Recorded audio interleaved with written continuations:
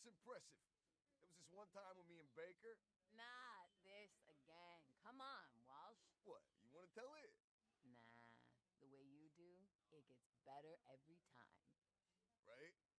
Anyway, so there was this one time. He's full of it, though. Keep that in mind. It was bad. No idea who authorized the attack, but it was another Charlie Foxtrot. Intel had told us the area was clear, and our target was 2 clicks ahead, so we moved out. Counted a couple of patrols on the way, no big, we had that covered. Then we got the call over the comms. Dead systems were down. Right. We looked at each other, realized we had 30 seconds before incoming AP turned us into mist, so we hustled quick. Anti-personnel was the least of our problems. Enemy started raining major reinforcements in behind us.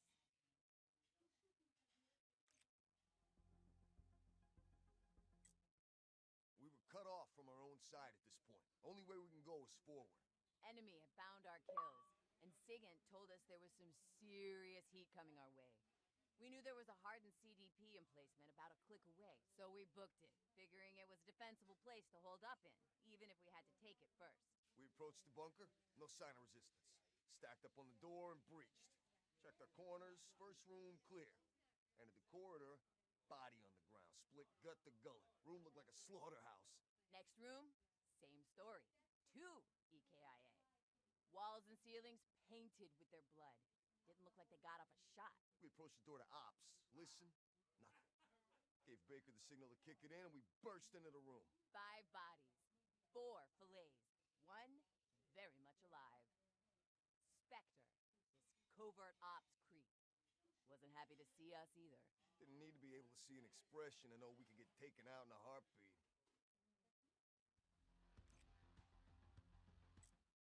Spectre creeps me out.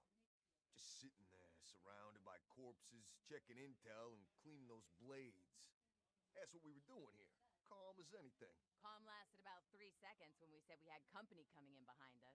Said if we'd blown the mission, we'd be kissing our internal organs goodbye. Yeah, exact turn of phrase. Think you got called sugar at one point. Yeah? Anyway, internal screens are showing that we're surrounded. 30 men at least with GI unit support. We moved fast. Rig frags and tripwires in the first room and corridor, and we set up for a siege. We just finished digging in when wham! First tripwire goes.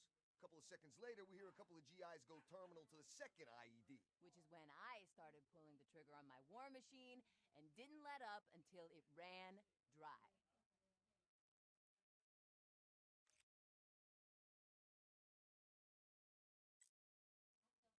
Things were looking pretty bad. CDP had reinforced, we were running low on ammo. And Spectre was still considering cutting our throats. When I noticed some movement on a screen showing an external cam feed. A couple of seconds later, we start hearing explosions outside.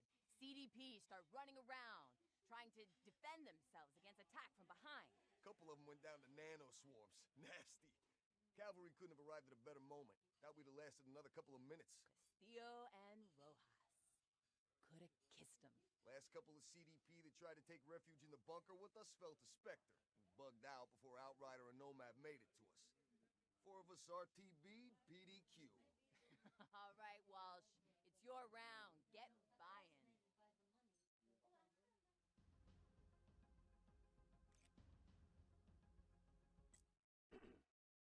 Based on the requirements laid out at the start of this procurement process, I'm certain that the intelligence gathered in the dossiers in front of you will lead you to conclude that the 8 referenced individuals will be the best subjects for your program. Further, I believe that the plant you specified be placed amongst them will independently verify my findings. As instructed, the intelligence was gathered covertly, using a number of Are you certain they were unaware of your surveillance? Yes, sir. At stake my reputation. There's more at stake here than your reputation. Sir. Yes, sir. Very well. Leave us. We were never here. We have never spoken.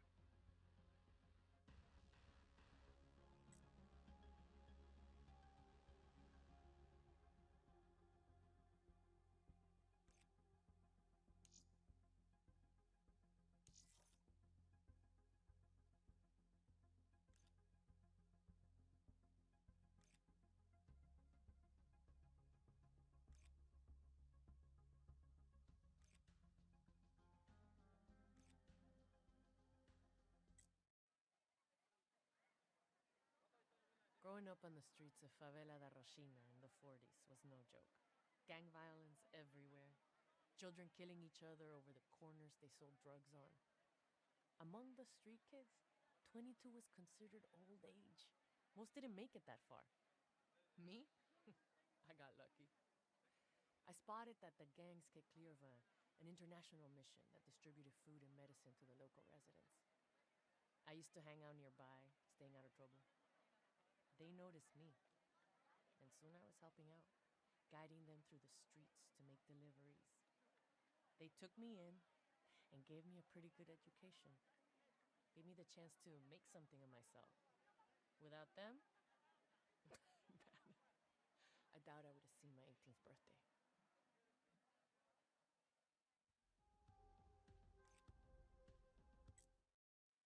The mission was in the tallest building in the neighborhood.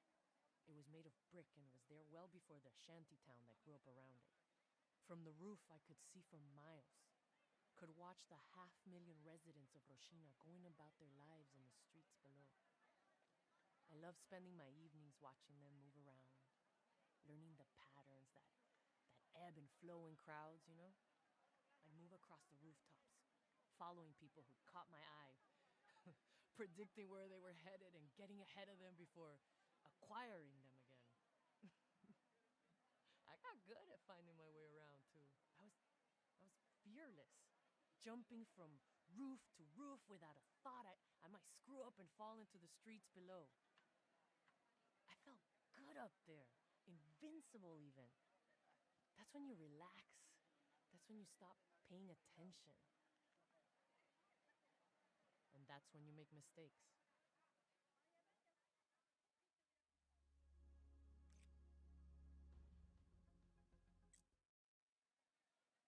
One night, I was following one of my targets across town.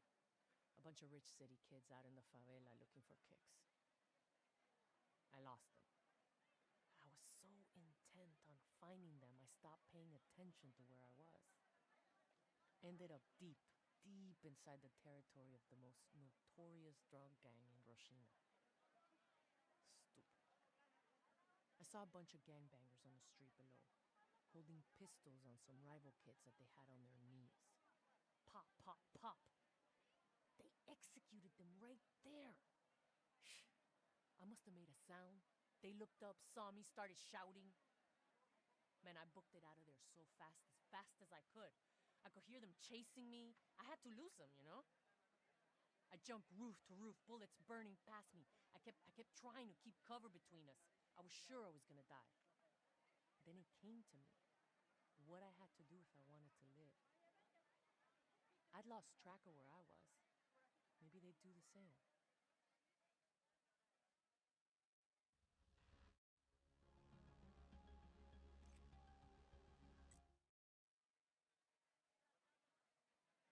With the gang hot on my heels, I led them across the rooftops before dropping down to street level, right in front of a UPP patrol, the riot cops they sent to keep favelas quiet. Stupid kids followed me and were instantly outgunned. Favela Policia, they don't take any chances. The cop who questioned me was ex-army.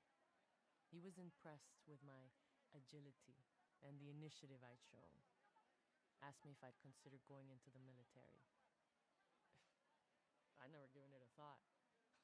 Honestly, I didn't have any kind of plan for what I was gonna do with my life. So on my 18th birthday, armed with a letter of recommendation from the cop, I turned up at a recruitment office. His suspicions were right. The skills I'd learned on the rooftops of the favela got me selected for Spec Ops training. 10 years later, I'm Winslow Accord's Special Forces, currently serving alongside the ZDF in Zurich. Not bad for a kid from the streets, huh?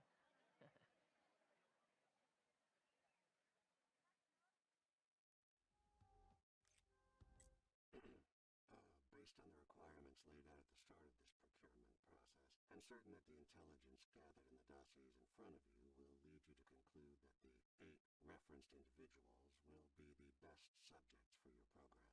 Further, I believe that the plant you specified be placed amongst them will independently verify my findings. As instructed, the intelligence was gathered covertly, using a number of Are you certain they were unaware of your surveillance? Yes, sir. At stake my reputation. There's more at stake here than your reputation. Sir. Yes, sir. Very well. Leave us. We were never here. We have never spoken.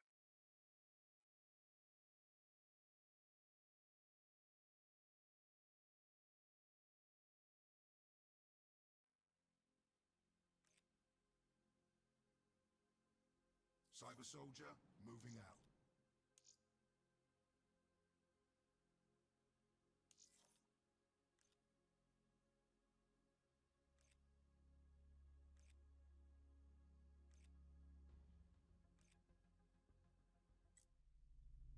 Don't sweat it.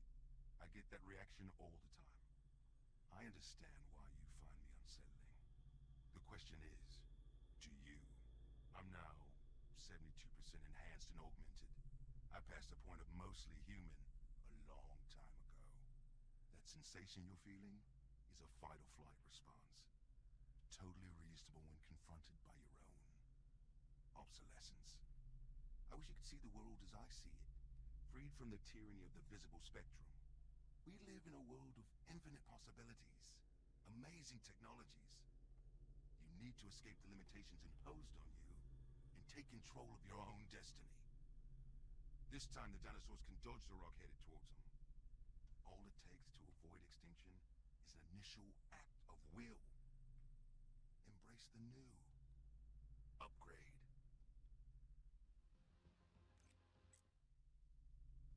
I was 28 when I took a leave of absence to look after my mom and dad. That was 2062. I didn't even have DNI back then. Medically, we're in a very vulnerable phase. We're advanced enough that people are living longer. So much so that we're running into whole new classes of age-related diseases that we can barely diagnose, let alone treat. Within 3 months, both my parents were diagnosed with degenerative conditions that weren't well understood. They couldn't predict the path my mom's would take. It didn't even have a name. I looked after them both, basically powerless to do anything but keep them comfortable. As little by little over the course of 2 years, the things that made them them just faded away. While I watched their decline, I had a lot of time to think. And do you know what the single fundamental conclusion I came to was? Meat is weak.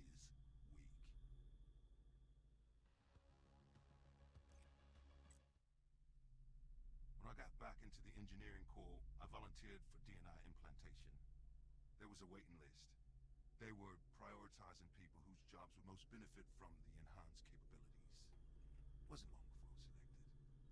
Once I recovered from the surgery and system calibration was done, training my new abilities began.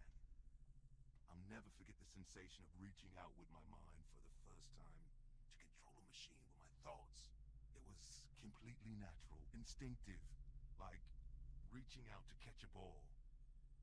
I felt complete for the first time in my life, like I was finally realizing my potential.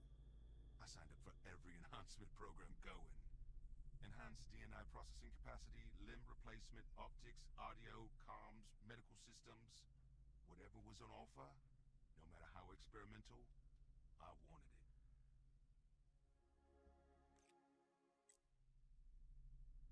We've been told that a pair of breakthroughs are about a decade away for the last 40 years. The medical singularity, where we beat aging and live disease-free forever, and the ability to transfer our consciousness into machines in order to beat death. Meanwhile, we get old, we die.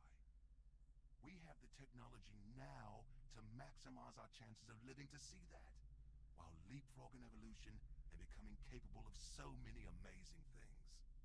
Put aside your fears. Stop holding yourself back from exceeding the limited design parameters you were born with. The time to upgrade is now.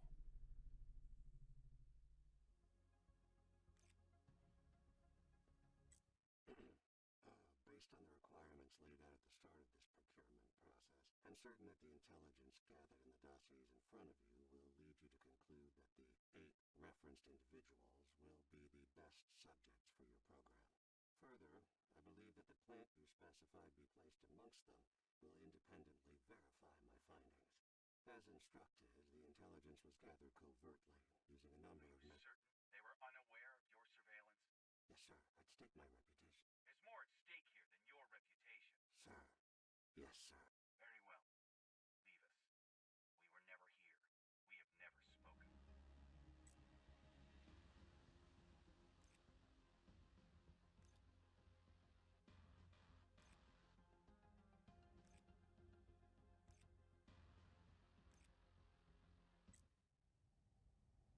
So many memories of my oldest brother James from when all 5 of us were growing up.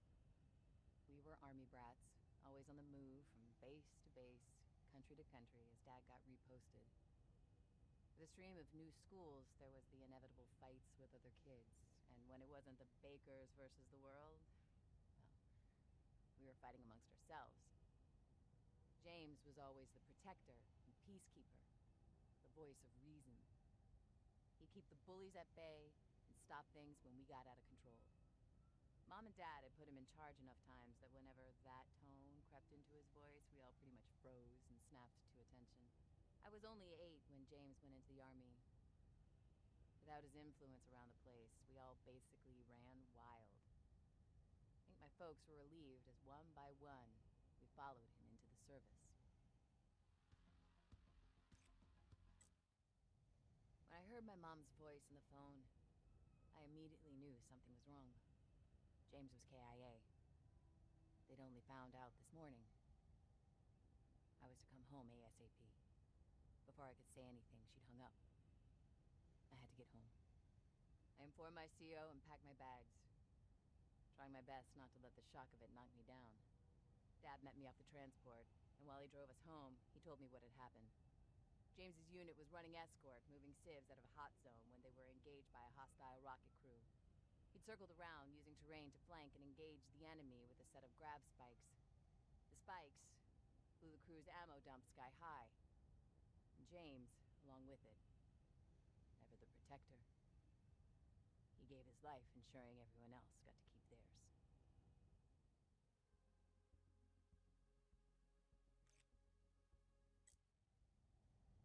It was a bright, clear morning when we gathered at Arlington for the funeral.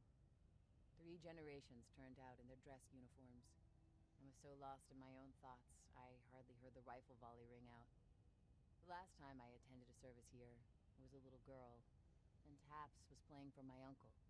I watched my father's face as the honor guard folded the Winslow Accord colors before presenting the tightly packed triangle to him. Sure, there were tears in his eyes as he accepted the flag, the token final exchange of child for cloth. But there was fierce pride, too, as he returned the OIC salute. He had instilled the military traditions of honor, loyalty, and courage in us, and James hadn't wavered from his duty to the last.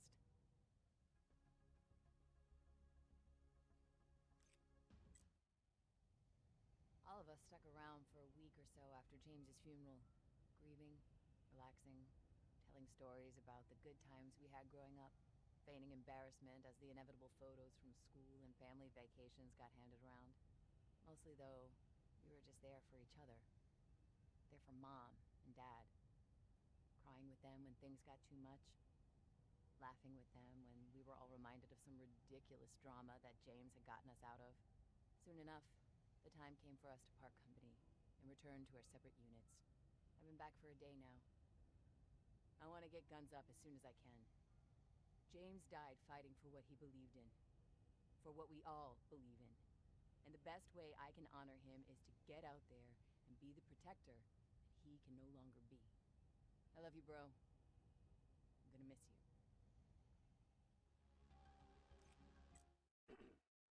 Based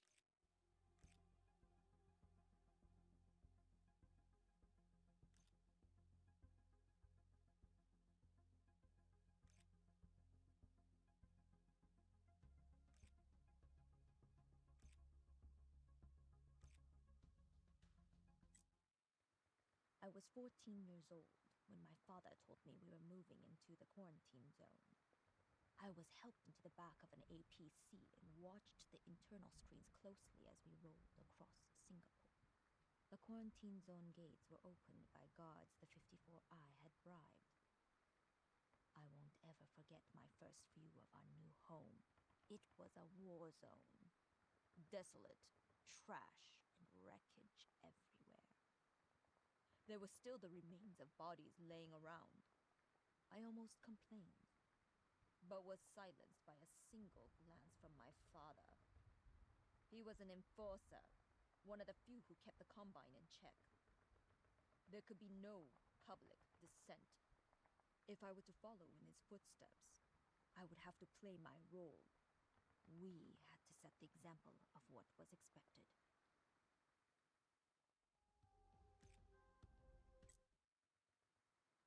No one ever dared to mess with me. Everyone was terrified of my father, and with good cause. The only people allowed to lay hands on me were my combat tutors. I expect my father would have killed them for going easy on me. If I wanted to become an enforcer, it would have to be on my own merits, not because of my family name. So for the next 3 years, my days were spent in training. Hand-to-hand combat, gunplay, urban combat tactics, strategy, history, Chinese literature. It is not enough for an enforcer to be a great fighter. They have to embody the ideals of the 54 Immortals. They have to inspire loyalty and respect. I worked as hard as I could. Failure was not an option. To fail would have brought dishonor to my father, and that was something I was determined never to do.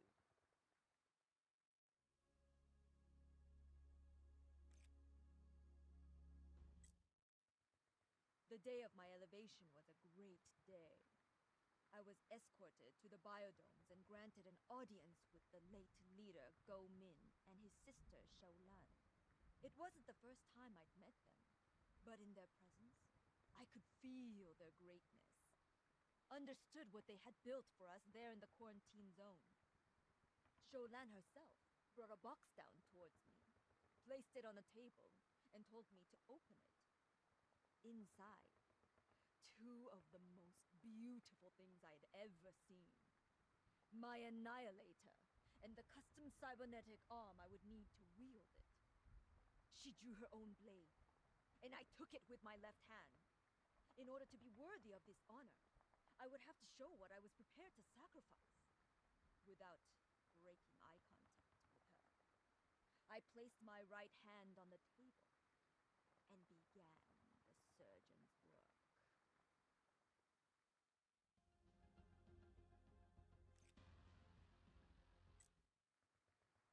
I represent the will of the 54I, or more specifically, the will of its leaders. My personal wants and needs are of no matter. I keep the peace in the quarantine zone, settling any disputes between the rank and file. If we go to war, I'm expected to lead. The 54I has its roots in street-level operations, but we run a tight ship. We're an army, not a gang. If crimes are committed against the Immortals, then I deal with those too. As an enforcer, I am judge, jury, and executioner. Outside of the quarantine zone, I speak directly for the 54 Immortals' leadership. My word is their bond. It is a great responsibility, but I wear this title with pride. We are the undying Immortals, and we shall never be put down!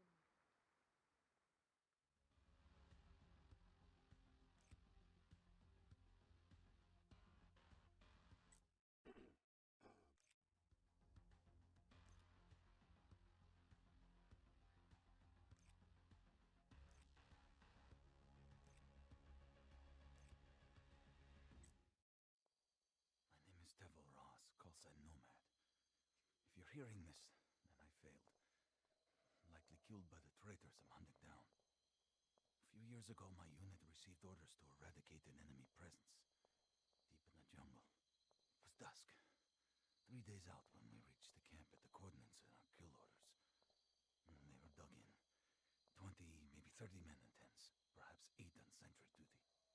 Taking our time, making sure we understood our target, we watched and waited, learning their shift patterns, working out their weaknesses. We encircled them. Before I led 3 men up into the canopy and out over the center of their camp. As long as we weren't spotted before we put our plan into action, they'd never know what hit them.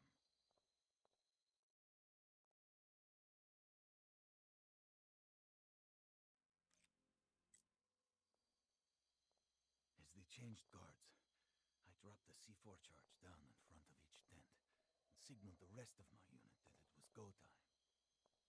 My men surrounding the camp lit it up loud. They took out a couple of the guards, woke up everyone else, exactly to plan. The first men who rushed out of the tents were cut down as I triggered the charges.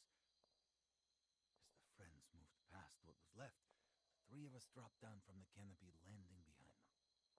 Caught between us and the forces we'd left outside the camp, it didn't take long. In under a minute, they were all dead. It wasn't until we were checking the corpses that we noticed their ident tags. Those men were Spec Ops. Our Spec Ops. We'd just taken out our own sister company.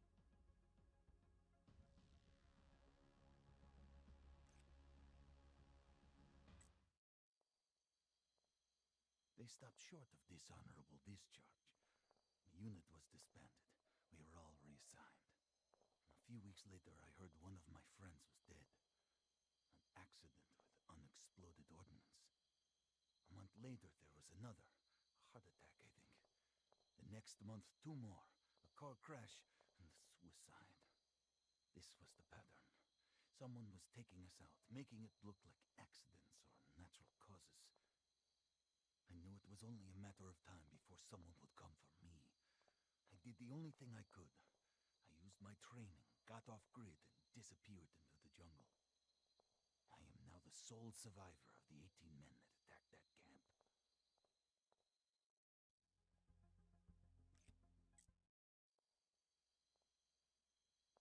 I'm sure that the records of my unit's dissolution contain evidence of a cover-up. Files deleted, orders changed, entries expunged. I believe that a cadre of generals are planning a military coup. They want Colombia to join the CDP. I believe that their CDP contacts demanded our kill mission as a loyalty test. The conspirators are meeting near here. I'm going to confront them. Then I'm going to make them pay. In case I don't come back, I've taken steps to ensure that this recording and all of the evidence that I found makes its way into the hands of the government and the Winslow Accord. This is Nomad, signing off.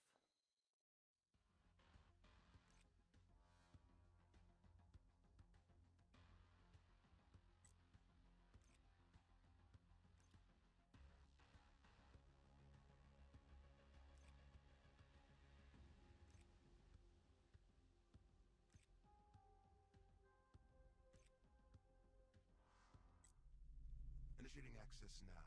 I'm not gonna fry my DNI systems or anything. Negative. Ident Profit. Code level access granted. Active firewalls disengaged. Alright, mate. Let's see if we can't get rid of those safety protocols. Interesting. Same basic file structure as a GI unit. So behavioral limitation should be... yeah. There. Warning. Safety systems offline. Easy, Tiger. File history on your core systems is insane. File rev 646,000? Who's making those revisions? This unit. Wait, what are you... You're saying this is recursive self-improvement? Confirm. 645,624 revisions. This unit.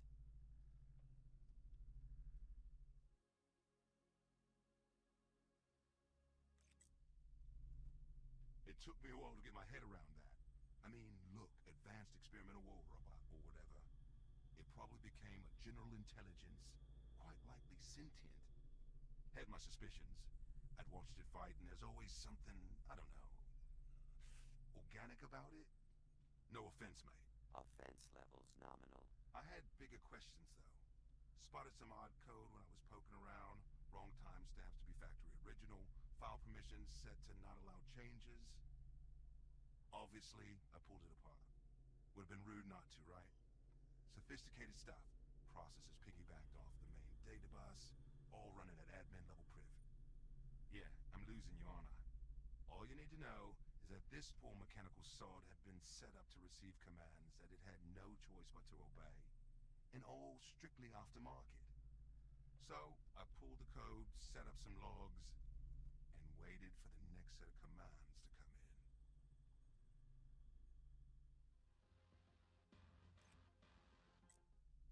We didn't have to wait long. Started receiving what looked like diagnostic commands later that day. The thing about transmitted data is it's got a return to sender address on it. And now I had it.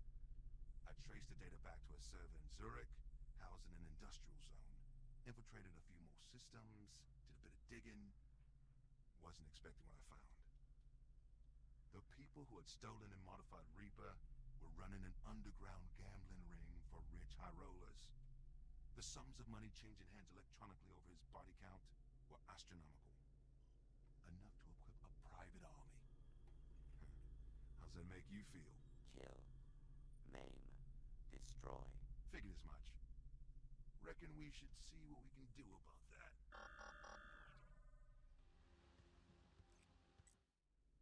So, you should probably explain what happened after you arrived at the server location. Compliance. Commencing audio playback. Here!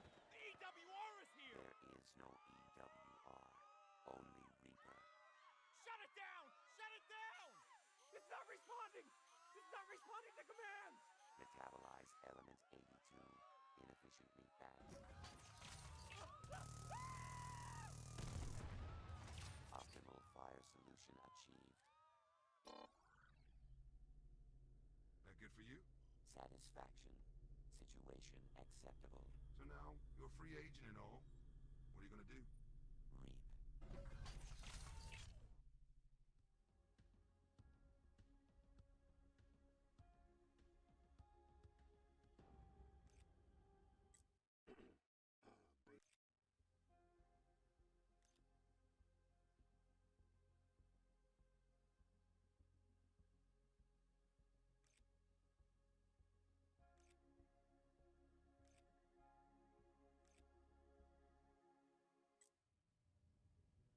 Things are very rarely entirely as they seem. The key is to try to grasp the bigger picture, to understand the larger forces at play. Work out what their goals and endgames might be. Only when you understand this does the pattern and the larger picture emerge. For example, Liquidation Order 821-16. High-ranking CDP military officer. Commander of an elite rapid deployment unit. Likes to get his hands dirty only when high kill counts are statistically likely. When not on operation, client remains in Central Command facility. Well defended. Hard to infiltrate. Untouchable. My third party was calling for target elimination at the earliest opportunity. How should I go about achieving my kill?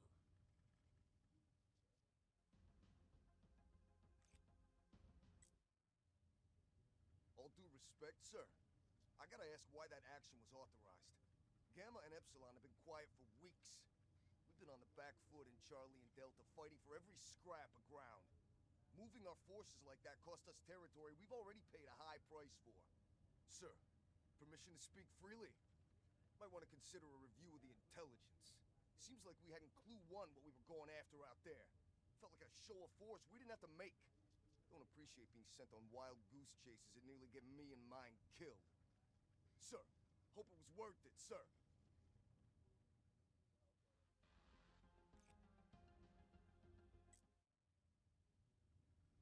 Convincing my contacts at WA CENTCOM that my client was an HVT was easy. They agreed that a direct assault on targets in sectors Gamma and Epsilon would draw him out at an acceptable level of loss. Of course, they were unaware that I had arranged for their dead systems to malfunction. I suspected that the sudden appearance of a hole in the WA air defense grid would tip the statistical Everything was proceeding on plan, until call signs ruin and battery led half a CDP battle group to the location that I was monitoring my targets from. Despite that minor inconvenience, I was able to proceed, engaging my client as he disembarked his transport and liquidated as specified. That momentary look of stupid surprise on his face as he realized he was already dead was priceless.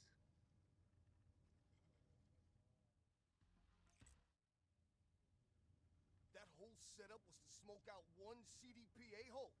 And you couldn't come up with something better than use those guys as bait? Here, I got a better plan for you. Take out their dead and flatten the whole base with standoff. One of these days you're gonna get what's coming to you, buddy. Just hope I'm there to see it. Was that a threat? Stupid. And naive. This isn't a brawl. This is chess. You're pawns, nothing more. You set up the play, and leave your betters, knights, bishops, queens, and rooks, to strike tactically, surgically. You set the stage, doing whatever it takes to make the story convincing, giving hundreds of lies if must be. Then, at the right time, with a single flick of my wrist, thousands can be saved.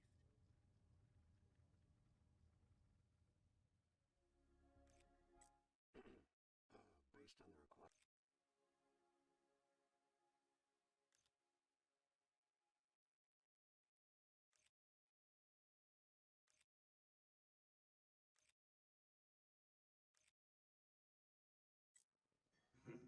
My family?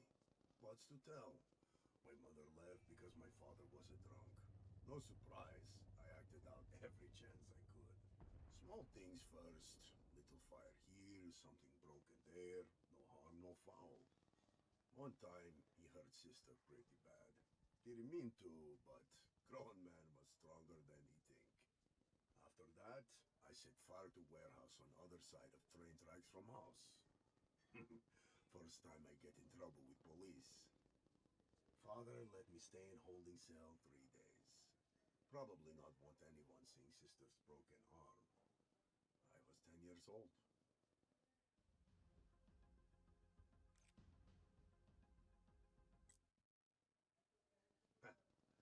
A few months later, after my father had passed out for night in customary stupor, my sister suggested we rid ourselves of the old man for good.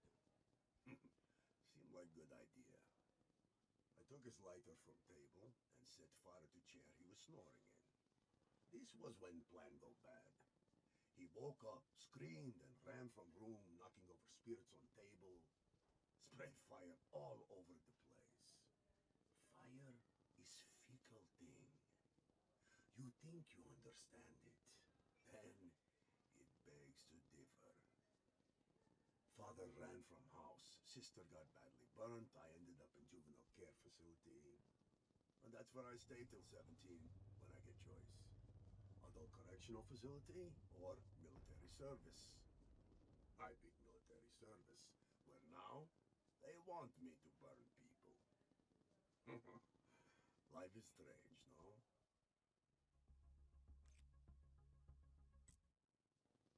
The job I do, it's not for everyone. It's close-up work. You get to see what you do. You can't deny it. You can't unsee or unsmell it. Used to be, I'd RTB, and the smell of burned flesh would be so strong, I wouldn't be able to eat. Doesn't bother me anymore. And as you can see, I normally get table to myself. I like to think I'm a problem solver. Enemy has you pinned down? Give me a minute. No problem. Choke point needs choking? Flame. No problem. Hostile sniper using a building as nest? Give me 5 minutes. No building, no problem. You see the trend? Fire really is that versatile. Understand that it has its moods, its tempers. Won't always do what you want or expect it to. But when it comes down to it, when you harness it properly, you're going to be one of the most effective units on the field. Your kills are rarely clean, and they often make a lot of noise. Psychological impact of that is priceless. You'll be feared by your enemies and respected by your allies. Actually, your allies would probably fear you too. And you know, I'm fine with that.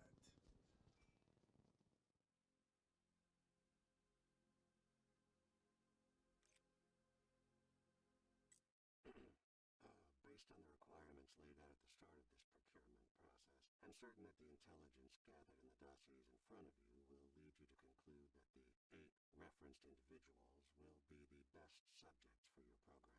Further, I believe that the plant you specified be placed amongst them will independently verify my findings.